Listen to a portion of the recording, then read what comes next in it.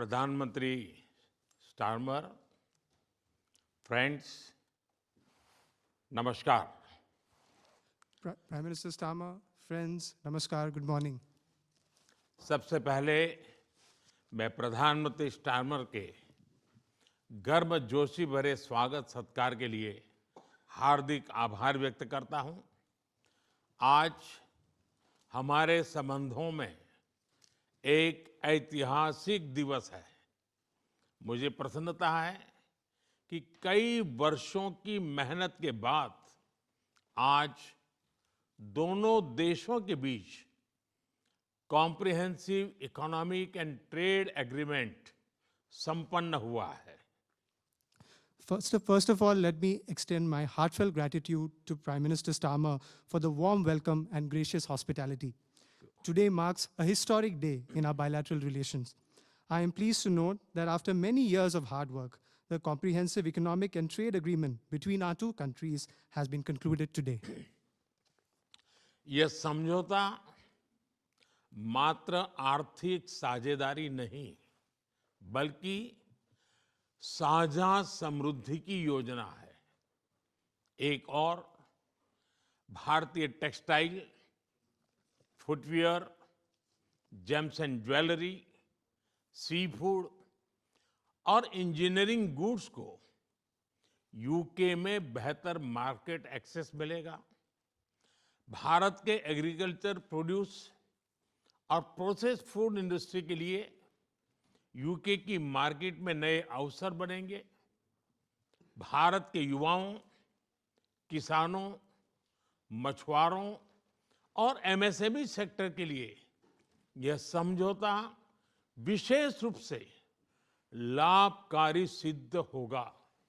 वहीं दूसरी ओर भारत के लोगों और इंडस्ट्री के लिए यूके में बने प्रोडक्ट्स जैसे मेडिकल डिवाइसेस और एरोस्पेस पार्ट्स सुलभ और किफायती दरों पर उपलब्ध हो सकेंगे।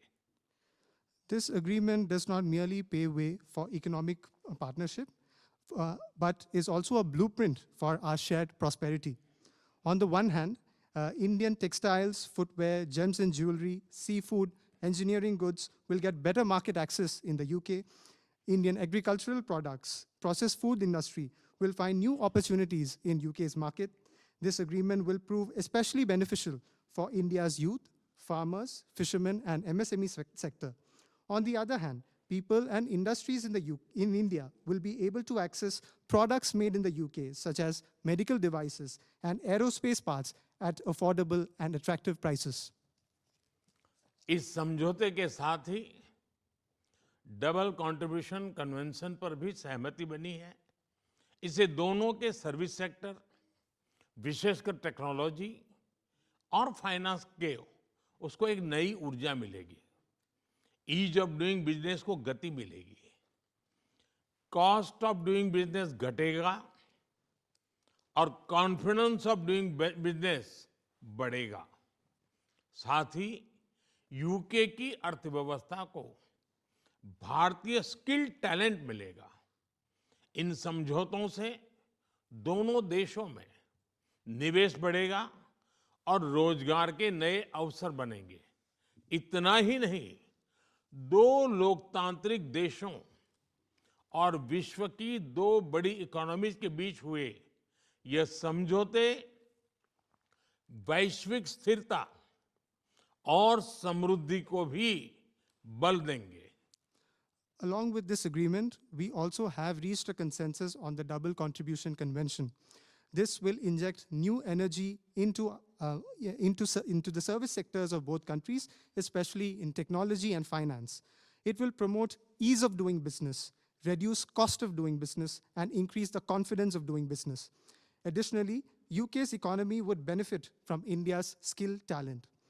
These agreements will enhance investments and generate new employment opportunities in both countries. Moreover, as agreements reached between two democracies and two of the world's major economies, they will lend support to global stability and global prosperity.